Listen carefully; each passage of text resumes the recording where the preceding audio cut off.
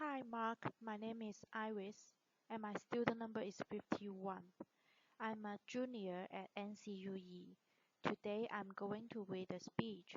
The speaker is Theaster and the title of the speech is How to Revive a Neighborhood with Imagination, Beauty and Art. I'm a potter, which seems like a very humble vocation. I know a lot about pots. I spent about 50 years making them. One of the things that really excites me in my artistic practice and being trained as a potter is that you very quickly learn how to make great things out of nothing. That I spent a lot of time at my work with months of clay trying stuff, and that the limitations of my capacity, my ability, was based on my hands and my imagination that if I wanted to make a really nice bowl and I didn't know how to make a food yet, I would have to learn how to make a food. That process of learning has been very helpful to my life.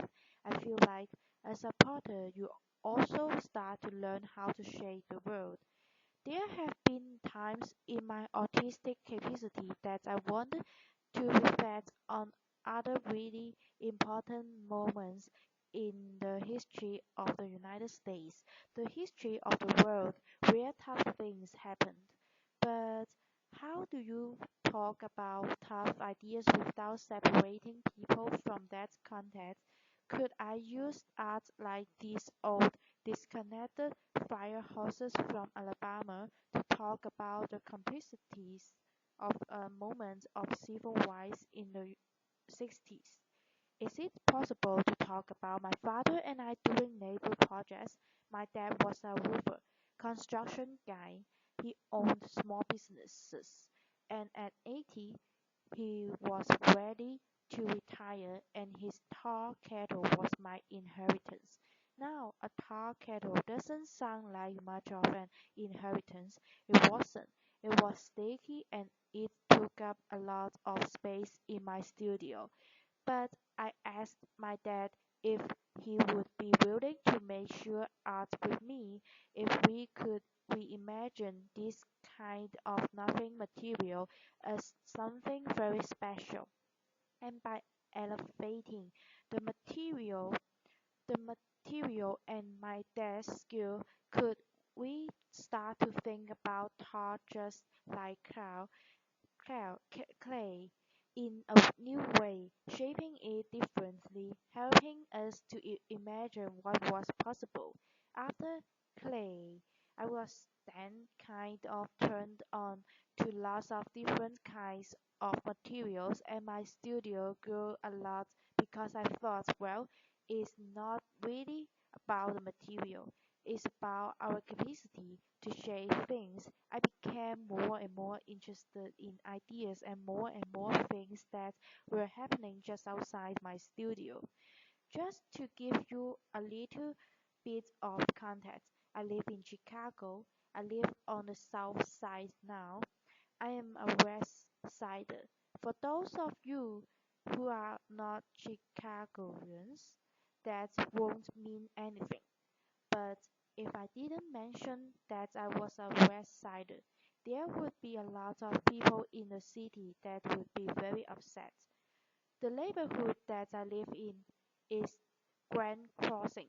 It's a neighborhood that has been better days. It is not a gating community by far. There is lots of abandonment in my neighborhood. And while I was kind of busy making pots and busy making art and having a good art career, there was all of this stuff that was happening just outside my studio. All of us know about failing housing markets and the challenges of blight, and I feel like we talk about it with some of our cities more than others. But I think a lot of our US cities and beyond have the challenge of blight. abandoned buildings that people no longer know what to do anything with. And so I thought, is there a way that I could start to think about these buildings as an extension or an expansion of my artistic practice? And that if I was thinking along with other creatives, architects, engineers, real estate finance people, that us together might be able to kind of think in more complicated ways about the reshaping of cities. And so I bought a building. The building was really affordable. We traded it out. We made it as beautiful as we could to try to just get some activity happening on my blog. Once I bought the building for about $80,000. I didn't have any money left, so I started sweeping the buildings as a kind of performance. These performance arts, and people would come over, and I would start sweeping. Because the broom was free and sweeping was free, it worked out. Laughter. But we could use the building then to stage exhibition, small dinners, and we found that building on my blog, Dorchester. We now refer to the blog as Dorchester Project. That in a way that building became a kind of gathering site for lots of different kinds of activity. We turned the building into what we call now the archive house. The archive house would do all of these amazing things. Very significant people in the city and beyond would find themselves in the middle of the hood. And that's when I felt like maybe there was a relationship between my history with Kay and this new thing that was starting to develop, that we were slowly starting to reshape how people imagined the south side of the city. One house turned into a few houses, and we always try to suggest that not only is creating a beautiful visual important, but the context of what happens in those buildings is also very important. So we were not only thinking about development, but we were thinking about the program, thinking about the kind of connections that could happen between one house and another, between one neighbor and another. This building became what we call the listening house, and it has a collection of discarding books from the Johnson Publishing Corporation and other books from an old bookstore that was going out of business. I was actually just wanting to activate these buildings as much as I could with whatever and whoever would join me. In Chicago, there's amazing building stock. This building, which had been the former crack house on the block, and when the building became abandoned, it became a great opportunity to really imagine what else could happen there. So this space we converted into what we call Black Cinema House. Black Cinema House was an opportunity in the hood to screen films that were important and relevant to the folk who lived around me. That if we wanted to show an old Marvin Van Peebles film, we could. If we wanted to show Car Wash, we could. That would be awesome. The building we soon outgrew, and we had to move to a larger space, Black Cinema House, which was made from just a small piece of clay, had to grow into a much larger piece of clay, which is now my studio. What I realized was that for those of you who are zoning junkies, that some of the things that I was doing in these buildings that had been left behind, they were not the uses by which the buildings were built, and that there are city policies that say, hey, a house that is residential needs to stay residential. But what do you do in neighborhoods when aren't nobody interested in living there? That the people who have the means to live have already left. What do we do with these abandoned buildings? And so I was trying to wake them up using culture.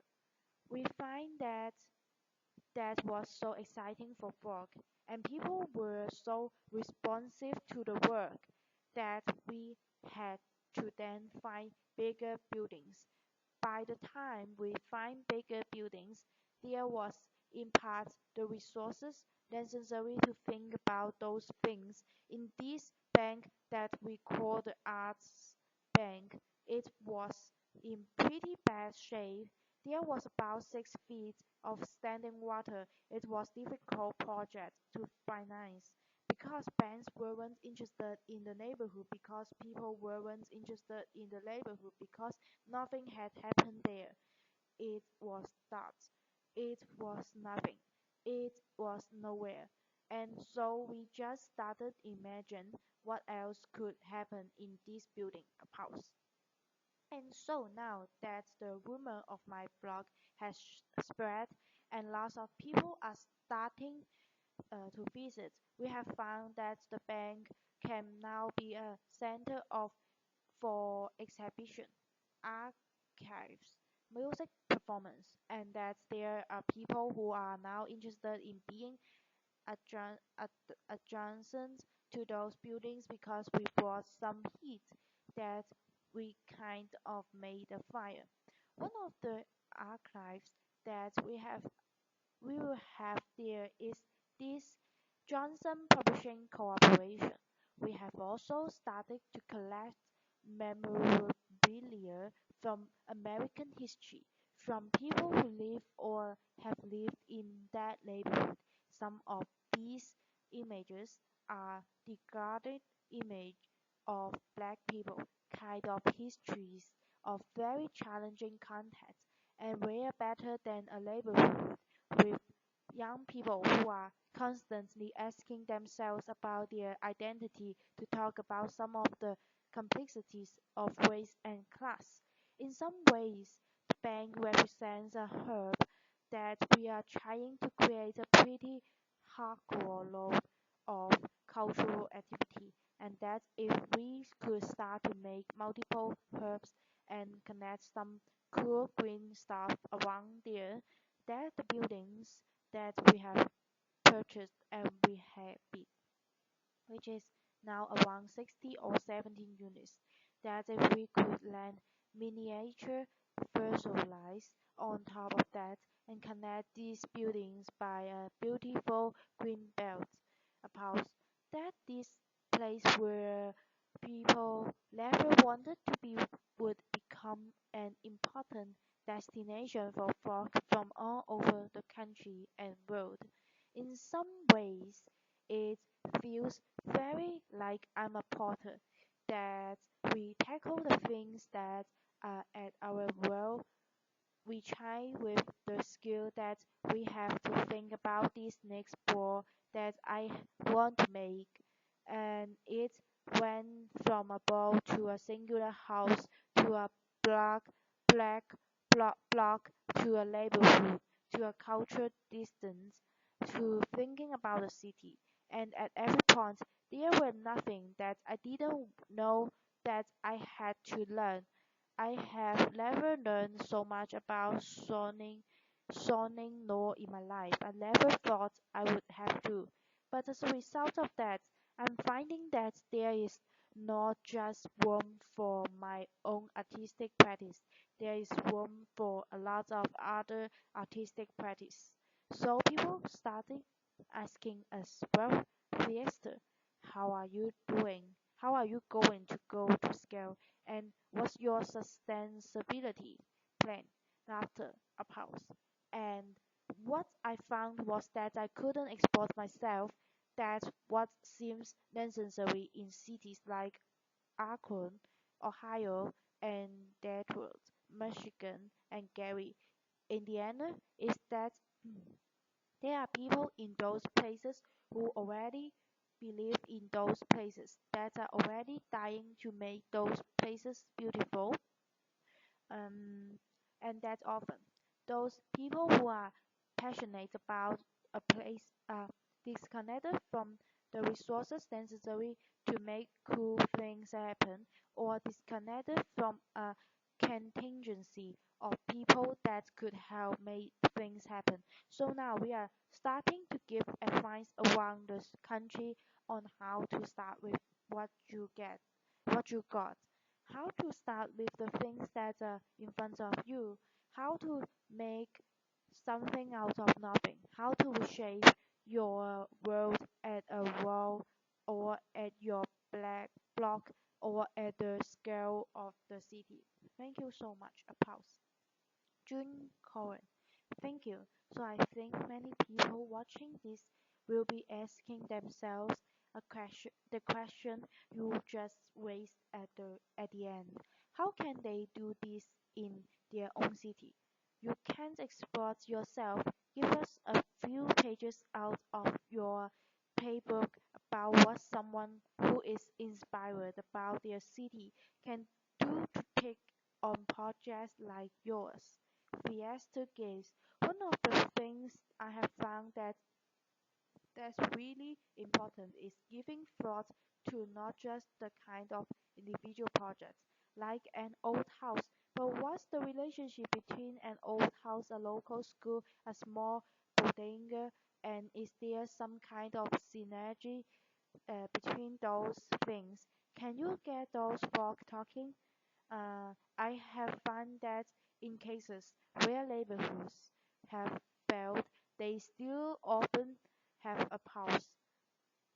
How do you identify the pulse in that place, the passionate people, and then how do you get folk who have been fighting stalking for 20 years?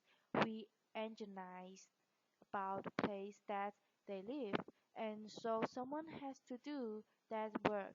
If I were a traditional developer, I would be talking about buildings alone and then putting for this sign in the window. I think that you actually have to create more than that. That there's a way in which you have to be mindful about what are the business that I want to grow here. And then there are people who live in this place who want to grow those businesses with me because I think it's not just a cultural space or housing. There has to be the recreation of an economic core. So thinking about those things together feels right. June Cohen. It's hard to get people to create the spark again when people have been slogging for 20 years. Are there any methods you have found that have helped break through? Fiesta case. Yeah, I think that now there are lots of examples of folk who are doing amazing work.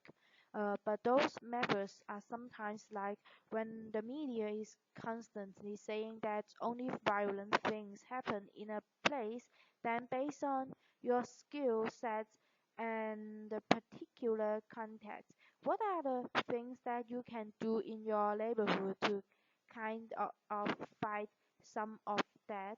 So I have found that if you are a theat- theater person, you have outdoor street theater festivals. In some cases, we don't have the resources in certain neighborhoods to do things that are a certain kind of splashy. But if we can then find ways of making sure that people who are local to a place, plus people who could be supportive of the things that are happening locally, uh, when those people get together, I think really amazing things can happen.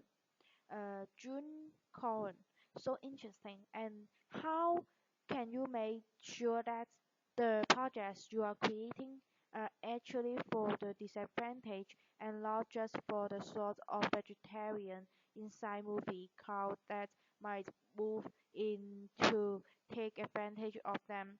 Uh, Fiesta Gates writes on. So I think this is where it starts to get into the thick weeds. Uh, June Cohen. Let's go there. Theaster gaze. Right now, Grand Crossing is 99% black, and at least living. And we know that maybe who owns property in a place is different from who walks the streets every day. So it's reasonable to say that Grand Crossing is already in the process of being something different than it is today. But are there ways to think about housing trust or land trust or mission-based development that starts to protect some of the space that happens. Because when you have 65 empty lots in a city, you want something to happen there, but you need enti- entitles that are not just interested in the development piece, but entitles that are interested in the sta- stabilization piece. And I feel like often the developer piece is really motivated, but the other work of a kind of neighborhood consciousness that part doesn't need anymore. So how do you start to grow up important watchdogs that ensure that the resources that are made available to new folk that are coming in are also distributed to folk who have lived in a place for a long time? June Cohen. That makes so much sense. One more question. You made such a compelling case for beauty and the importance of beauty and the arts. There would be others who who would argue that funds would be better spent on basic services for the disadvantaged. How do you combat that viewpoint or come against it? Fiesta gaze. I believe that beauty is a basic service, a pulse. Often what I have found is that when there is resources that have not been made available to certain under-resourced cities or labor pools or communities, that sometimes culture is the things that helps to ignite, and that I can't do everything.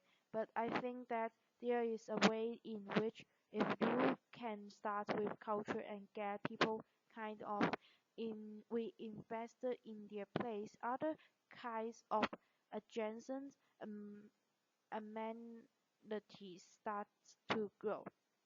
And then people can make a demand that's a politic demand and a political demands that are necessary to wake up our cities. They also become very poetic. Uh, June Cohen. It makes perfect sense to me, Fiesta. Thank you so much for being here with us today. Thank you, Fiesta Gates. A pause. Thank you for your listening.